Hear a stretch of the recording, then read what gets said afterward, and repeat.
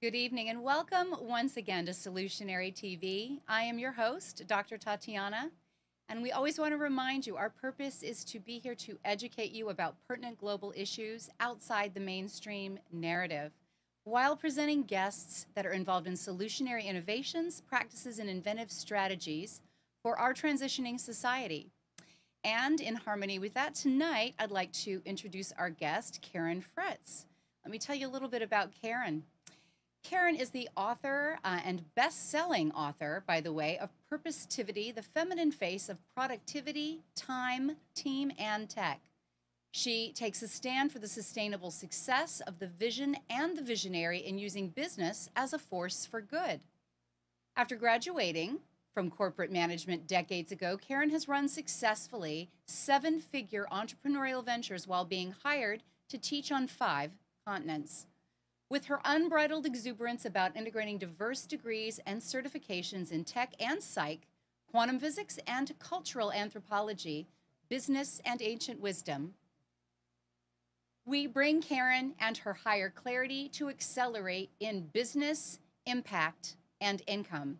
Welcome, Karen. It's a pleasure having you here. Thank you so much. I'm really happy to be here with you. We are excited to have you talk to us, as you are, from all that I understand, an expert in having taken a life that was driven towards a career in corporate, having been very successful and reaching various stations within the corporate model in Hewlett-Packard, if I'm correct, and having the opportunity to really do an about-face at a certain point, long before we experienced some of the corporate drain-off that many of us have witnessed over the years and the downsizing and the minimization of positions. But you had a vision, you almost forecasted rather intuitively that times were changing and that perhaps your role in corporate and your satisfaction in those roles was dwindling somewhat. Something more was calling to you. Can you tell us a little bit about how that integration and that transition took place? Oh, yeah. I think there was a time when we were all taught that the way to make the American dream, to have that stability, to have that wealth and so on, was to go through college, work for a good company, and be a lifer. Yes. So that's what I did, right? I was really good in school, got all the good grades, got into the good college, studied, got the good job offer, went into corporate, worked a lot, and then got promoted, and suddenly realized, there came the day that I looked at my boss's job and thought, I do not want that. Yes. Right? Exactly. And I realized that a lot of the gifts that they were asking me to bring forward in terms of intuiting what the next strategy should be, what products would do well. And, my approach was I would clear all the furniture out of my cubicle, because it was cubicle land, and I would sit on the floor with a flip chart and colored pens and draw circles and arrows. Phenomenal. Until there was a strategy. Yeah. It was very intuitive. And then when I would present it to upper management, they would say, how did you derive that? Right. They weren't interested in how I did the competitive analysis and proved that it would make money. They weren't interested in how, it advanced our status and our influence in the market. When I told them I didn't derive it, I simply arrived at it, they would flush it. Mm-hmm. Mm-hmm. And so the intuitive gifts, the feminine approach, and so on, just like it was, they couldn't hear it at all. Mm-hmm. Mm-hmm. And when they very first time offered to have one of the severance packages, and it was the first time they'd ever offered it to management. Right. So I looked at it and I thought, I don't want my boss's job. This is killing me to try and compress myself into this corporate persona. Mm-hmm. I'm out of here. Right. And, I took off from there and never missed it at all. Mm-hmm. I did my own businesses for a while. I did some freelance consulting back to corporate for a while. Now I do more helping other people to get their businesses going, Mm-hmm. in addition to running mine. And quite frankly, I'm just so much happier and so much better off than Right. I was in that well-structured environment. I mean, it's perfect for some people, but not for us creative hearts. Mm-hmm. Mm-hmm. It sounds like you took the best of your creativity, even though you fit the model, got the grades, got the education, plugged yourself in a corporate model. You never really lost your own natural creative zest or your own methods, your own road to your creative manifestation within corporate. I can imagine what it would be been look like walking past you at your cubicle and going, "That's her and her brilliance, and that's what we hired her for."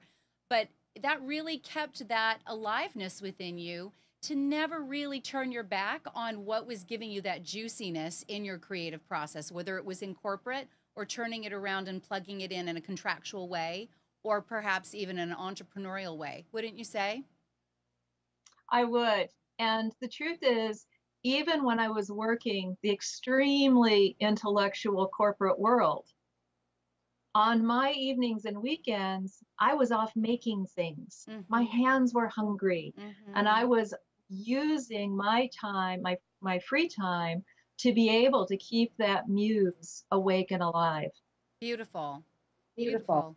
Now we're talking about purpositivity. I really want to direct attention to this because what I'm hearing you say, and as you have shared it, coming on as a guest, is that when we're living a life of purpose, we are driven from a place that's really deeply internal. It's obviously a place where the passions can percolate, where again some of that intuitive creativity can zest from. How do you find working for purpose different than working for corporate now that you've made such a full transition? It the difference is it takes all of me, right? When I am on purpose, and I see purpose as a qualitative, it's an experiential and expressive kind of quality that is my on purpose. Mm-hmm. But it can play out dozens of different ways. Mm-hmm. Mm-hmm. And what I'm doing as a business now, sure, that embodies my sense of purpose. Mm-hmm. And there could be something different a year from now. In corporate, it was much more trying to fit in to their already existing structure, Mm-hmm. and that sense of being contained and constrained, Mm-hmm. as opposed to the kind of container that's a crucible that lets me flourish, Right. Right. right? So when I'm on purpose, it's coming up from within me. Mm-hmm. It's coming through me and as me into the world, using my divine intuition rather than trying to find that sliver that will allow me to fit in okay. Yes, It's a very exactly. different approach. It is a different approach. And you held that integrity through being present in corporate and respecting some of the boundaries that they wanted you to ascribe to, but not diminishing who you were in that process, which is phenomenal and rare. And probably why it was not so inorganic for you to transition as you left corporate, still being able to contract, right? You were able to come back as Yeah. an independent contractor. Share a little bit with our audience because we have a lot in our audience that are looking at what's happened with corporate. Perhaps they're in the process of being concerned they're about to have their department downsized. Perhaps their spouse has been let go and they're looking at a dwindling amount of jobs in their particular industry. How did you take the best of what you learned in corporate to be able to plug back in to still continue revenue streams. Share a little bit about that with our audience. Well, first, I want to point out that if somebody is still looking for a job, you're kind of in the wrong area entirely. The truth is, 79% of the people in the workforce are in companies of 10 people or fewer. Mm. Mm-hmm. 99% of the companies out there are 10 people or fewer. Mm-hmm. Of those, 95% are solo. Wow, that's our So current that analytics. Okay. yeah, that's out of like the 2013 census or something. But you know what that tells me is, yes, corporate exists. Yes, corporate employs a lot of people, Mm-hmm. but it's a relatively small game, and I want a bigger world. Right on. So, Exactly. so yeah, it's and in corporate, I used and learned a lot of tools Mm-hmm. that I still use. Mm-hmm. You know, a lot of project management skills and using my computer, my email kinds of skills and decision analysis skills. Mm-hmm. I still use all those. Those are my intellectual tools. Right. But what I've been doing with expanding into purpositivity is also bringing in the intuitive skills, Mm-hmm. right? So now I can do a full Kepner-Trago analysis of which would be the best choice for me in this situation. Right. And then I can also choose to use muscle testing, you know, which one fits, which one doesn't fit. Sure. Or I can use guided visualizations to step into a scenario, step out, Mm-hmm. step into a different scenario, step Mm-hmm. out, Mm-hmm. and feel what my inner knowingness Mm-hmm. reveals. Mm-hmm. So I'm still using a lot of what corporate gave to me. Mm-hmm. And I can bring in the rest of me that corporate told me I had to check at the door. Phenomenal. It's so inspiring to hear it that way. And I'm sure that this is really sinking in both heart and soulfully for a lot of our listeners.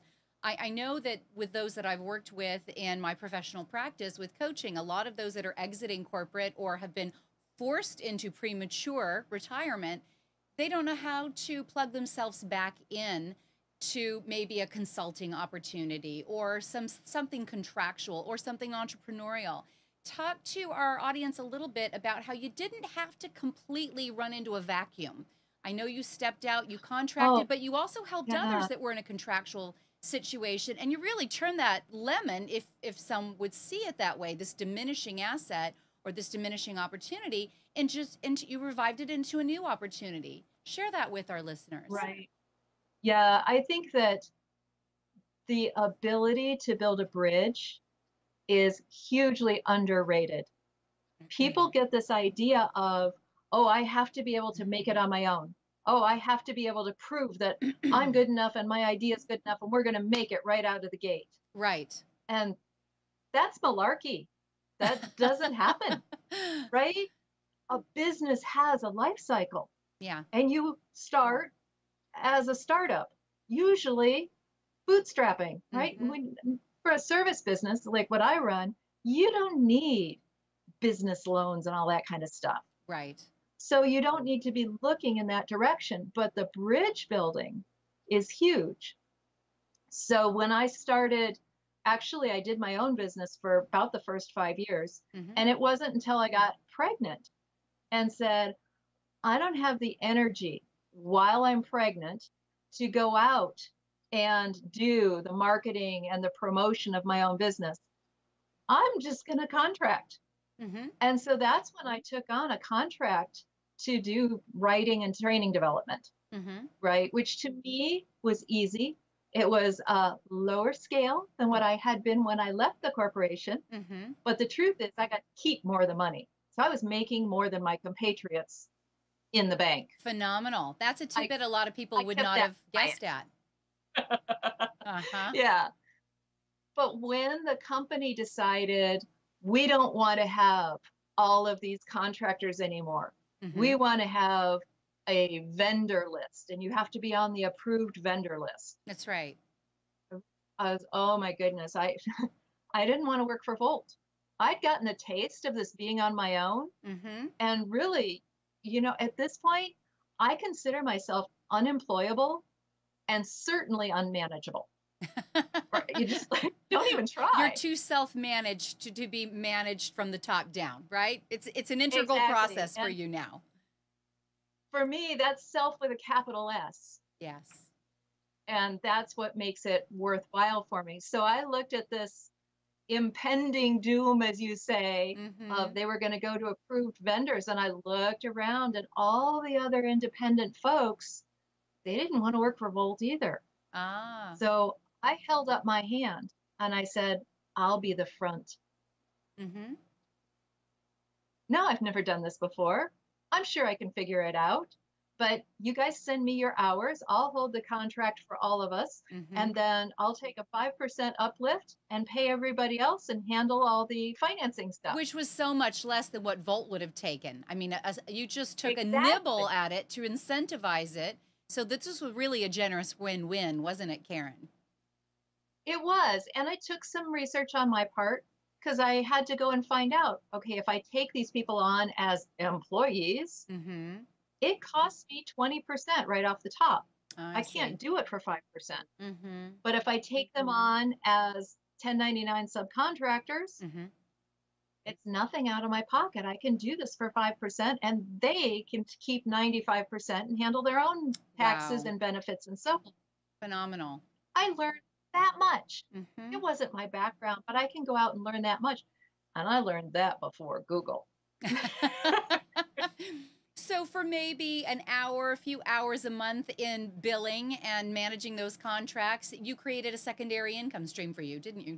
At that time. I did. Uh-huh. Yeah. Well, for a long time, it was actually my primary income, and Phenomenal. and it was more than enough. So that was, yeah, that was sweet. And it still runs, right? Mm-hmm. That one still runs. I still do that, as you say, 3 or 4 hours a month. Yes. Great. Yeah. A brand new income stream. And had you never walked off to the edge of that cliff and considered all the potential, you wouldn't even have realized that you were creating wins for others in their exit strategy or in their forced Exactly. reevaluation of their career path, right? A lot of people don't ask to Right. go to contract. I know that quite a few corporations since that time, and we're dealing in decades now, are forcing employees to leave because it's easier to hold on to them on a contractual basis than it is to bring them on full time and take care of benefits, et cetera. Correct? Yeah. So Right. what a marvelous win across the board. I'm really excited that you shared that story. And as you're talking about your creative process and not having to leave any of that behind, what would you say is the mission of your business now? Now that you get to direct others that are coming into their own entrepreneurial prowess and those that are innovating, really edgy new ideas, how are you bringing your purpose into your business in supplying that additional win? I know deeply, because I've done a lot of work in the Divine Navigation Program and so on. Mm-hmm. My purpose is to activate somebody's unique expression. Mm-hmm. Well, that can show up in a lot of ways. Mm-hmm. My favorite playground is business. Mm-hmm. It's as though I'm an artist and business is my canvas. Mm-hmm. What can I make here? How can this be created there? And so what I look to do is to really serve a consciously evolving economy, Mm-hmm.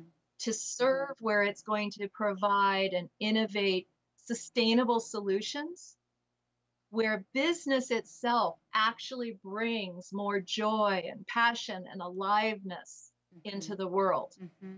That's where I get to make my difference. And I realize I'm here to actually serve people who are not like me. Mm-hmm. I am by nature a geek.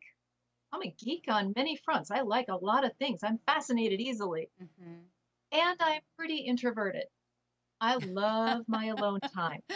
Uh-huh. So I'm here to provide that background to the creatives and the heart-based businesses so that they can go out and love on hundreds of people. Mm-hmm. Mm-hmm.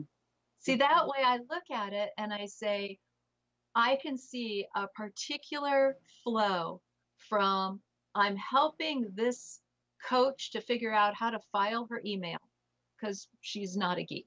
Mm-hmm. And that sets her free to serve more clients. And that means there are more people out doing good in the world.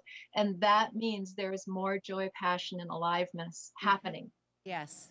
From my little tiny thing that I'm doing, I can draw that line very intentionally. Yes. And that's a lot of what I talk about in purpositivity. Yes. Is knowing how to filter out the clutter of activity.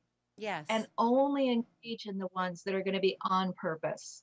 Beautiful. Because then you don't need motivation. It's coming from inspiration. Oh, yes. Yes. Internal excitement that's really raw and authentic, and you don't have to keep turning the gears up every single day through any kind of a forced mechanism. It just really flows, doesn't it? Now, I know that you've got a real big background in integrity in business across the board, and we've talked in the past a little bit about your involvement in conscious capitalism. And conscious capitalism, we know, was, I believe, really founded by John Mackey as Whole Foods was developing from the co-op into this enormous, enormous corporate conglomerate that it's become. But let's talk about how you're applying the concepts of conscious capitalism, where that purpose and that mission statement and bringing all of you to corporate and creating wins for others. Let's talk about that a little bit and how that's been present in your own business model. I love having that as a foundation that I can look to and say, where can I do more to make it more meaningful to me and to my community?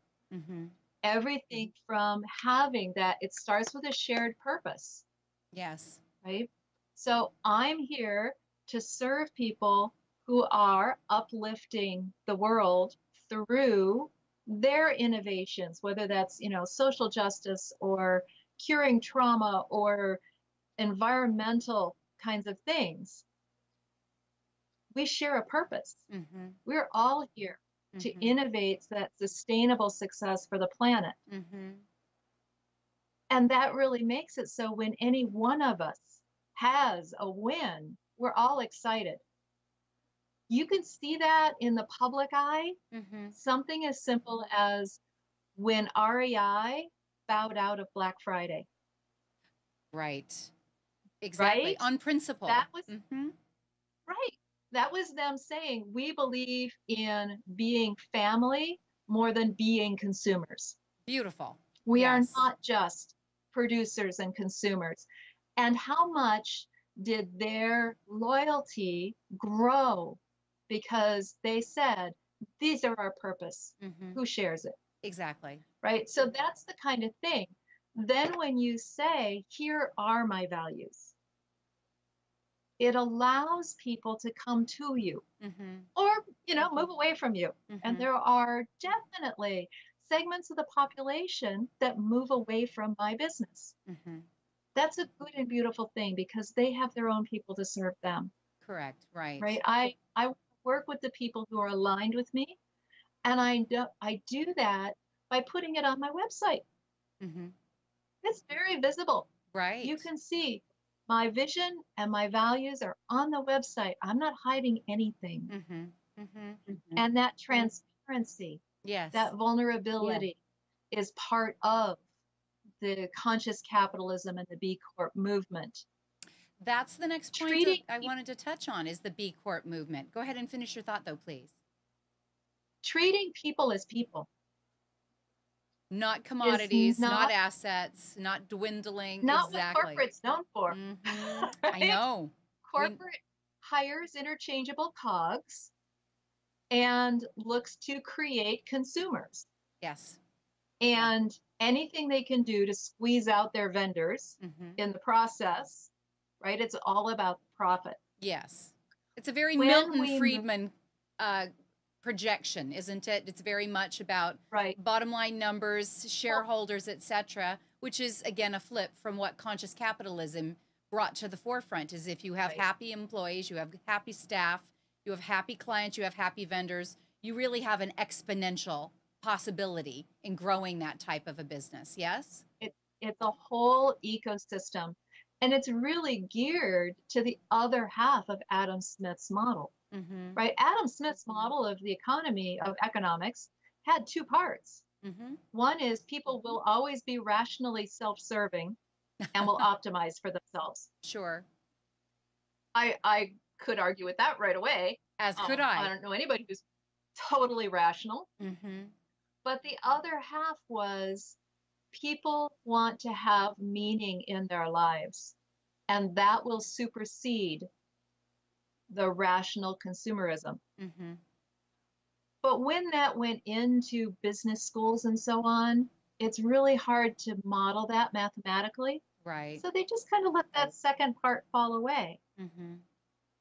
When we bring that second and greater part back to our business and our whole lives, but Mm-hmm. the way we show up in our business Mm-hmm. based on what we value, who we value, how we want to create meaning for ourselves and our world, Right.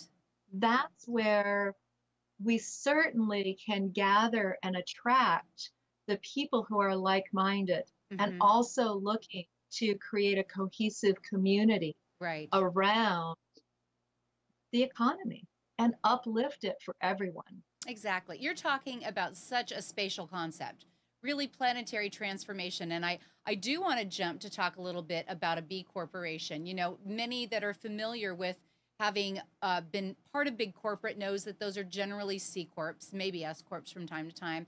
And those that have branched away and tried to create their own sole proprietorship or maybe an LLC didn't necessarily know that there has been a new there's a new corp in town, and it does hold a little bit more of that conscious capitalism. Let's talk a little bit about the B Corps and the business as a force for good at a micro business level. Share a little bit more about that. Right. The B Corp movement started several years ago, and it gives you a different legal structure. It's in between. It's not a nonprofit, and it's not a C Corp. Mm-hmm. It's in between so that it can have investors, not donors, but it tells those investors right above board, we are not here to maximize shareholder return. We are here for a benefit, that's what the B is for, a benefit to society or the economy. Mm-hmm. We are here as a change agent to be a force for good. Mm-hmm. Therefore, the majority of our profits go back into that. Now, that being said, they did a study and it came out in the Harvard Business Review in 2013, and purpose-driven companies performed 10 times better than the Right. S&P 500. Right. Not Exactly. 10%. So It's even though they're exponential, isn't saying it? Yes. it is. And when we look to those things, of course, the B Corp form is now alive and well in 33 states. We have 6 more looking at it. Phenomenal. Oh, And exciting. it is like that, it seems like so quickly. Mm-hmm. And there's a certification body.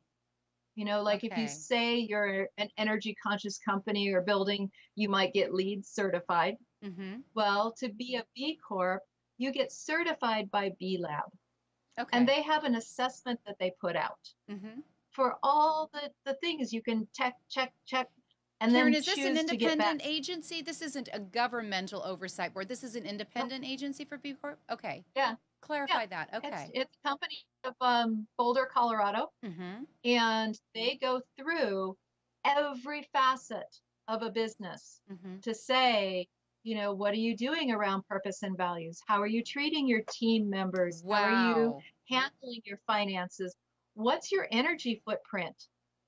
And what is the social benefit that you have in your community? And it's like 230 checklist items. It's just a revolutionary platform with which they are really looking so spatially at a global impact at this Exactly. microcosm, yes? Yes, yes. And I went through and I looked at that and I'm like, golly, this is really designed for those businesses that have 20 or more employees. Mm-hmm. But the truth is, I can find pieces of it that I can bring right down to my home office That's right. and And I can model them. use these, right? And that way I can see my path Mm-hmm. to up leveling not just my revenues, but my overall impact, my Right. overall contribution Mm-hmm. by taking that and going, oh, well, they say pay your employees a living wage. Well, I trade that in for paying my vendors fairly. Yes. Same, Yes. same, right? Is there a health and wellness program for your workers? Well, do I have a self-care program? Am I making sure not just the vision is healthy, but the visionary is healthy, right? Absolutely. That's Otherwise, it a will be huge piece. projected outward when you are looking at that from maybe bringing on additional assistance or contracting services out yourself. You're always going to be looking at that continuation of that moral directive, correct? Right, right. Mm-hmm. And, where can I encourage diversity in the clients that I attract, in the vendors that I work with, right? I work with people who are very, very different from me Mm-hmm. on purpose, Right. right? Right. We generally share some core values and have very diverse backgrounds and skills and knowledge so Mm-hmm. that we can bring it all together and create that best in class. Exactly. I- you know, Exactly. why would I work with 10 people like me? I've got that covered. I'm the me. So, Everyone has a role to play, and I want to draw our audience attention to some recent topic in some of your speaking that I heard. Just I think last week on another televised internet talk show, you had been speaking about how so much of what runs business today it's dwindling, it's evolving. We're demonstrating that. You're speaking to it, but it was built for an industrialized age, like you said, cogs in the wheels. And what is productivity? Again, as a coach and as an author, and one that works with those that are looking at our transitioning times, I hear people talk about the fact that working for big corporate, their productivity is looked at every assessment. And we're talking about occupational therapists, and we're talking about people that are working in medical capacities, and really it's about people and them showing up and doing a really invested and fully focused job in caring for others. They can't be thinking about, and do I have all the paperwork chugged through very quickly, and did I keep my time online, and did I get them out quickly enough to run through the numbers? So let's talk a little bit about how we've moved away, as you've shared in your recent interview, from that industrialized productivity and really more into, as you stated, a much more spacious overall macrocosmic view of how am I impacting others that I'm working with for good. right, right. And I think that's one of the freedoms that I see in fundamentally, I participate in a parallel economy. Yes, there is the big corporate economy. And then there are the other 80% of us. That's right. So in this parallel economy, we get to create it the way that works for us in a Yes. way that is livable beyond having every minute count for a dollar, Mm-hmm. right? Beyond looking at that time for dollars kind of thing. And what I realized was that there's a huge misinterpretation in the corporate world that says the only definition of progress is continuous growth, Mm-hmm. Right. right? Right. And that needs to be Well, examined heavily because on its face, in it shouldn't be swallowed. in every other aspect of life, nature, humanity, Yeah. continuous growth is not what happens, right? No, We not in a don't have regenerative model. No.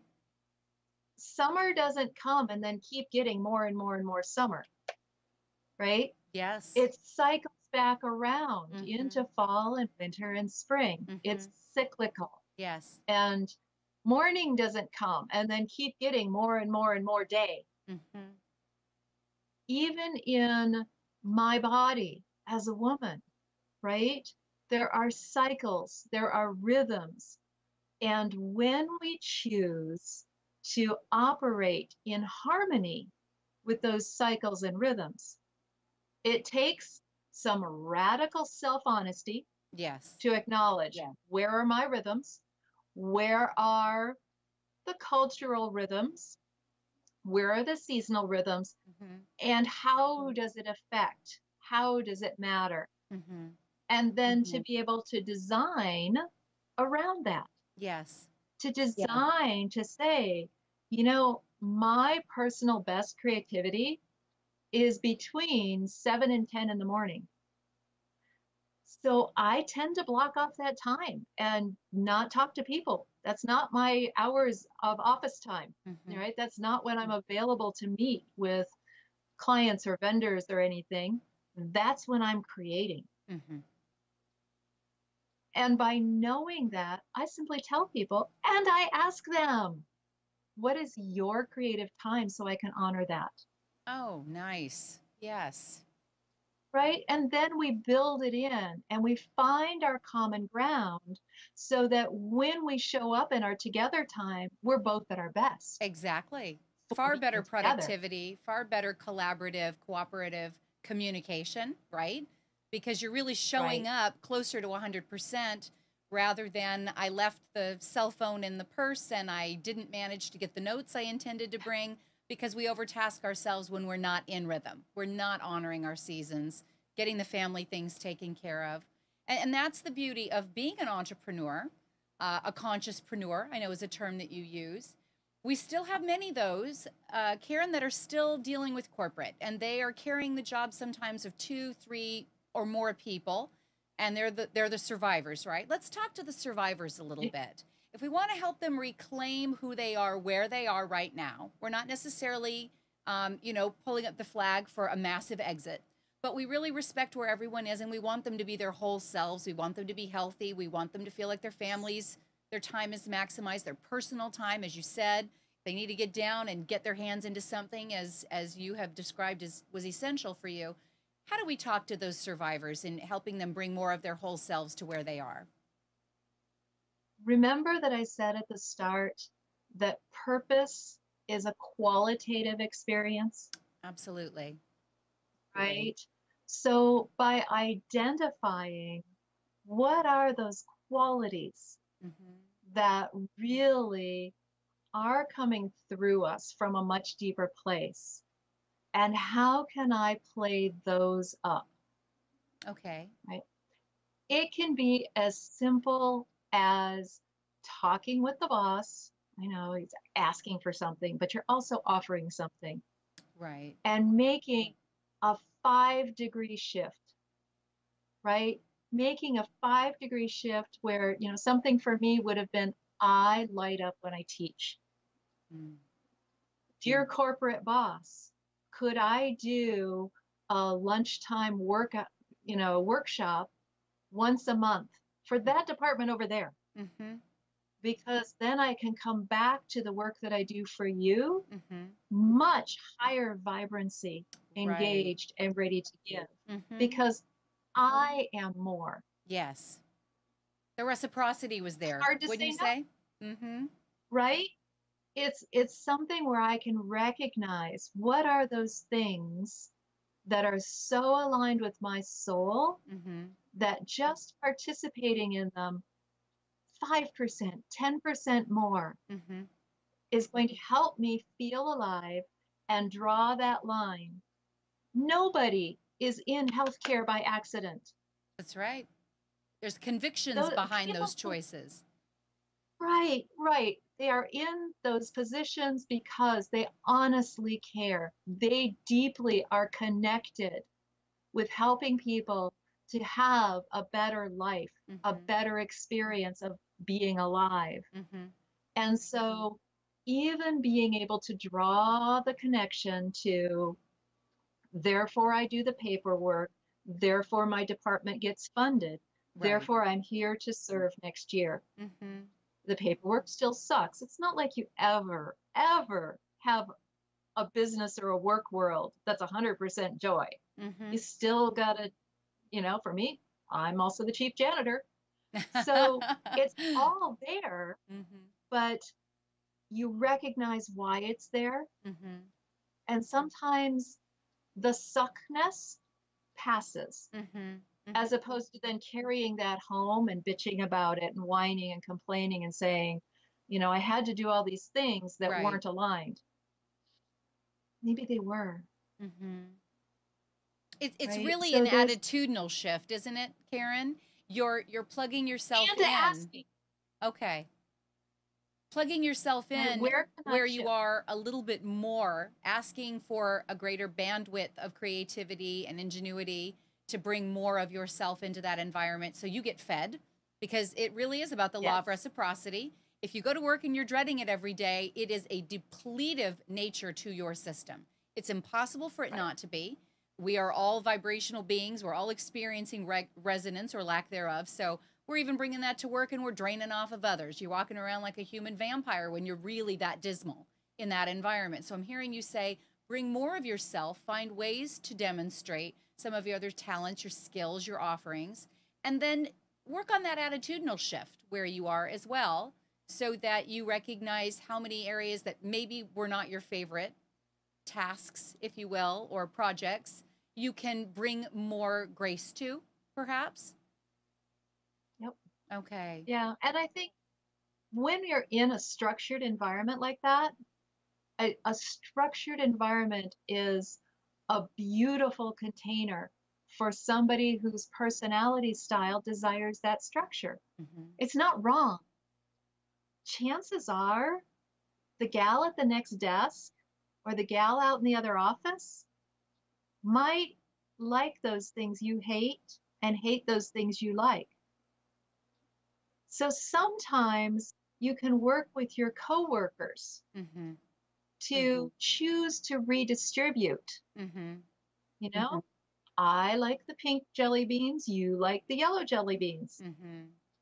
We could do something here. That's right. Various zones of genius being more aligned with those that have the skill sets and the tendencies to shine in those Right, zones. Yes?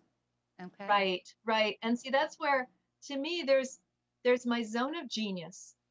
There's that thing that just happens for me, and I'm brilliant at it, and people love it. Mm-hmm. Beyond that, there's a zone of grace. There's a zone of things that I happen to be able to do, but really aren't mine to do. Mm-hmm. Right. And I can go out there and I can play and it's not so bad. Beyond that is my zone of growth. Okay. These are things that I don't know how to do yet, but they are totally aligned and it is mine to grow into that. Mm-hmm. I am being called forth into that growth. Mm-hmm. And then beyond that is the zone of grunge. It's not mine to do, and I suck at doing it, Yeah. and I just need to hire somebody else, right? Yes. So, I talk about I work with people who run businesses. I have my own background in coaching, I have my own background in business and all this. I also raised children. Mm-hmm. Do I try and go out and be a parenting coach? No, that is not mine to do. Mm-hmm. Mm-hmm. Right. Right. So you not only know where your skills are and your passions are, and certainly your experience, but it's also really, where do you want to put your greatest gifts in service, in entrepreneurship, out there in a way that is creating reciprocity for you. And right now, a Right, parenting coach is not going to do it for you, and it's okay that that's someone else's gig, right, right? You know, right. we can talk so much, and we have, about those that may feel that they are being kind of slowly weeded out of corporate, and that's going to continue for quite a period of time. At least that appears to be the trajectory. We're hearing from really big minds like Elon Musk and Stephen Hawking, and I believe Bill Gates has spoken to this. Many have on the really global stage, in areas of mass business. What is going to happen as robotics? We already know this took place in the textile industry and in the automobile industry. But as we move through robotics into really advanced AI, and we are in AI, we are in the era, it's taking place. We've been told anywhere from 50 to 75% eventually, between now and up to 20, 25 years, these jobs are going to be replaced. So many jobs are replaceable. And I know that we don't want to come from fear. We're not about fear mongering. We're about being real, paying attention, knowing what news is there that maybe is not quite there in that mainstream narrative, but that we need to be aware of. How would you tell our listeners to take that from a forecasting perspective and really go back and take a look at self evaluation, self reflection? Am I really doing my passion to begin with? Can I see myself plugging this in 15, 20 years from now? How would I advise my children going through college in their junior year? Let's just kind of back up a little bit. You are a mother, you've been in corporate, you've been a multipreneur. What would you tell those that are looking at what's coming down the pike to really get authentic with themselves? Find what you love. Don't expect it to pay your mortgage. Wow. Right? Mm-hmm. To me, I look at it and I'm very clear. I also happen to love knitting, but I'm not going to expect that to pay my mortgage. Okay, so it's one thing to know where your passions lie and what is aligned for you. Mm-hmm. To try to guess or predict what I will be doing 20 years from now would be absurd. I will be doing something that has to do with activating people's unique expression. Mm-hmm. Yes. That I know. But beyond that, what it'll look like on the outside, Mm-hmm. I would be telling our youngers, learn how to learn how to pivot, learn how to be transparent and vulnerable, because you will be pivoting. Mm-hmm.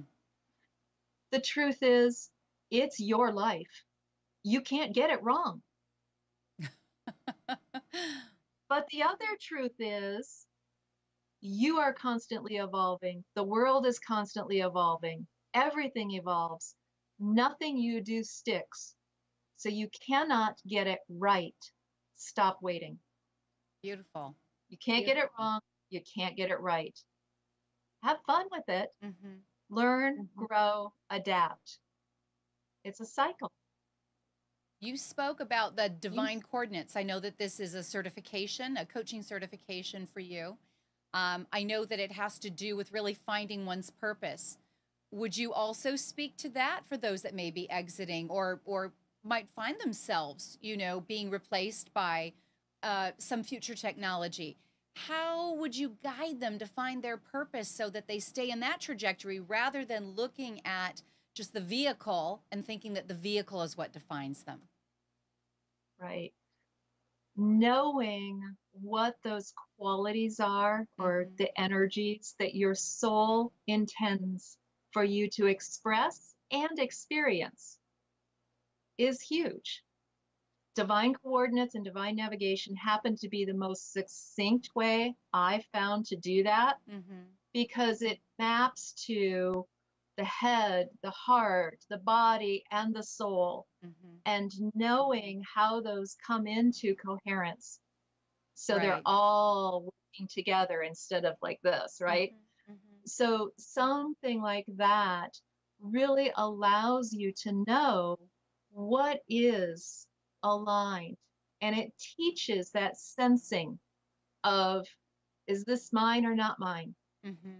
Am I functioning at my personal highest level of consciousness, of development, however you want to say it? Right. Am I fully present with this?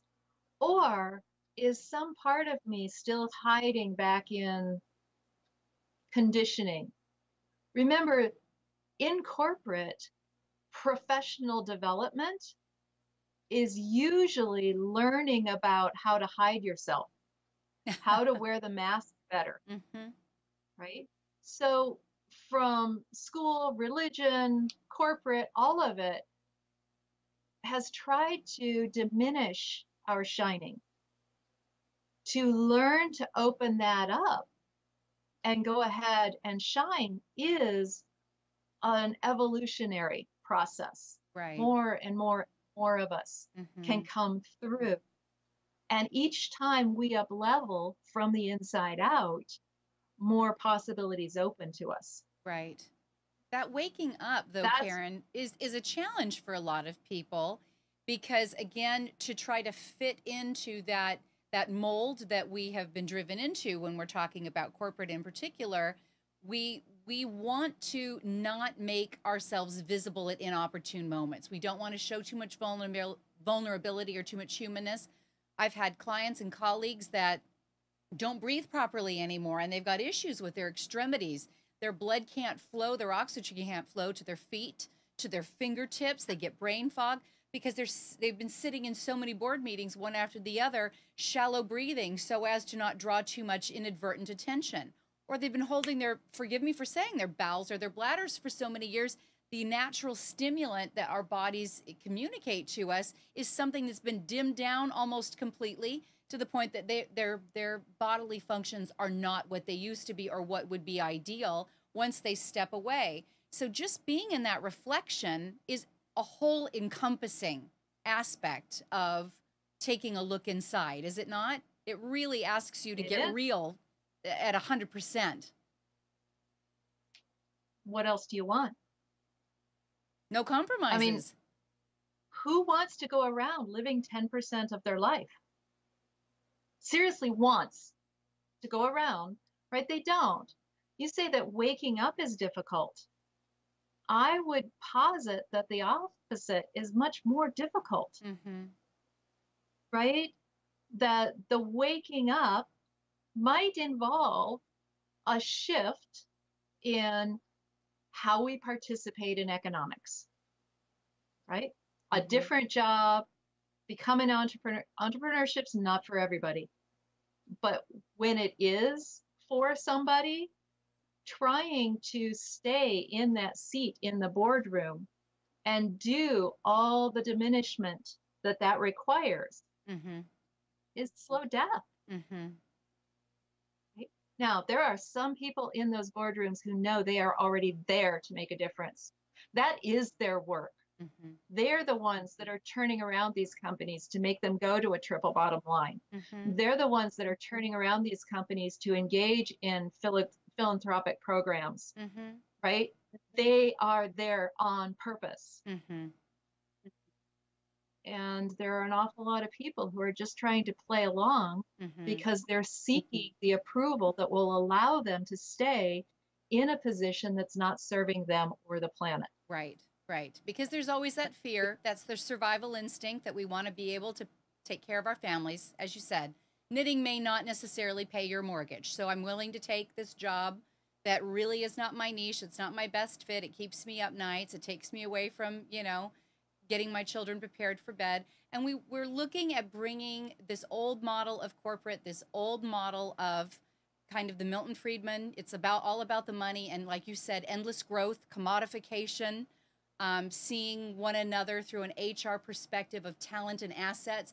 Let's just humanize this whole thing. And let's just get back to, I'm an individual in my body, as you stated. I need to be self-reflective on all levels about my purpose, about my health, about my sustainability, and my regenerative ability. And I'm here to enjoy whatever it is that I'm involved in from that purpose, rather than from that title, that designation, that vehicle. That's really what it's about, isn't it, Karen? It is. It is. I know the golden handcuffs. I've worn them. I had the stock options and all the, that kind of stuff that they award for your achievement and so on. And those golden handcuffs will rub you raw. The truth is, sometimes money costs too much. There is a basic level that one needs for survival. And there's a little bit more for comfort and fun.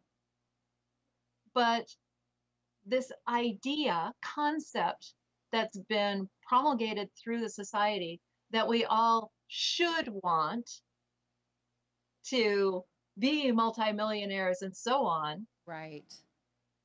it doesn't necessarily ring true. No, it doesn't. No. So, how about coming back and saying, what is it that I do want? Mm-hmm. I want to make a difference. I want to have enough. I want to have some fun. Mm-hmm.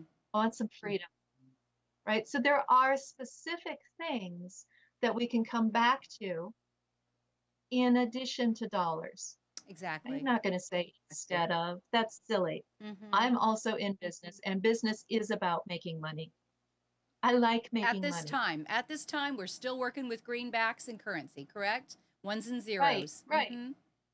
And I know what it is that I need. That's probably a key for a lot of people. I meet so many people that don't actually know what their monthly expenses are.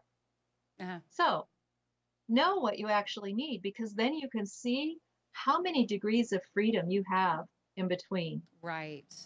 Right. Right.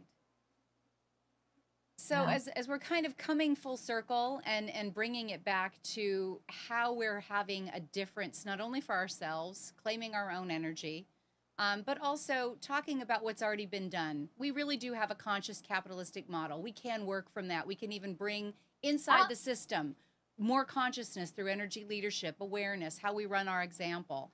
That is a beautiful understanding. B corporations, they're here, they're growing, they're making a difference. Let's talk a little bit about your book and about your coaching practice. How do our clients find out a little bit more about you? How do they find out about purpositivity? Give them some information on that, please. oh, it's pretty straightforward. Purpositivity.com, Mm-hmm. right? And my website is Mm-hmm. purposedrivenprocess.com, Mm-hmm. because basically what I do is to work with these heart-centered and creative people who've gone into entrepreneurship to say, what are the systems and processes that are going to support you? Mm-hmm. Communicate them with circles and arrows and diagrams very visually, Mm-hmm. so they can see how all their pieces fit together, Right. and then actually build out all the tech, all the back office stuff, the mechanics, so that they are free to go out and give their gift to the world, Okay. which would be pretty much my agenda, right? Exactly. And for those that are maybe not quite sure that they're ready for the plug and play, let's talk about your other book, because you had to really do some reflection. There was some travel, there was some foreign travel, there was a lot of internal work that you did, and you're the author of another book. Please tell our audience about your other book that has more to do with that internal as well as externalized adventure. Wow, yes, my other book is The Art of Adventure, Yes. and it uses my motorcycle touring on my own to really show the hero's journey of Mm-hmm. bringing more adventure into our lives, Mm-hmm. to recognize where the edges are, where the risks are, Mm-hmm. and to be willing to take those leaps. That's right. And sometimes it works out great. Sometimes the motorcycle falls over. I will say that's a huge thing that I learned Uh-huh. in the adventure motorcycle community. You don't hide your failures.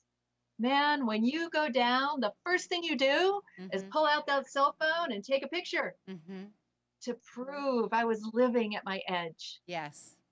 Yes. right? It's Yeah. all about being fully alive Mm-hmm. and recognizing what it is to bring that level of joy and passion to each moment and each area of your life: Exactly. business, marriage, parenting, health, all of it. Mm-hmm. Mm-hmm. Living fully, really, really living in the fullest expression of yourself. That's what it's about. It doesn't matter whether you're in corporate, it doesn't matter how you show up in terms of your designation in the world around bringing in revenue, bringing in sustenance. Really, are you showing up fully as yourself first?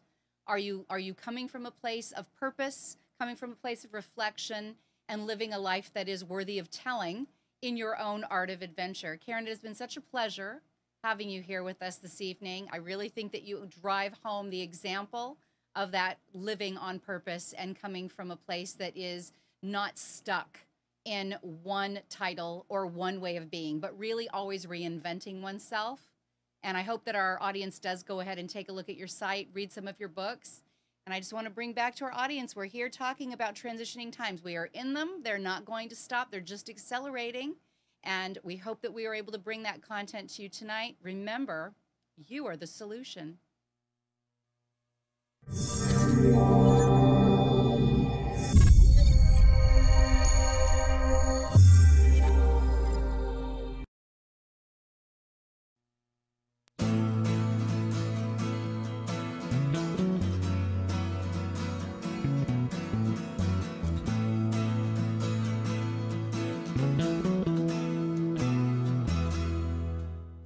You are tuned to the Nissan Communications Network. If you tuned in too late, you can always watch each program in its entirety or download an MP3 audio file of it in the archives section at nissancommunications.com. Don't forget to subscribe to our YouTube channel, follow us on Twitter, and like us on Facebook. Sponsored by Telestream's Wirecast software, StreamingGear.com, Carolina Apparel, and DeltaForce.net.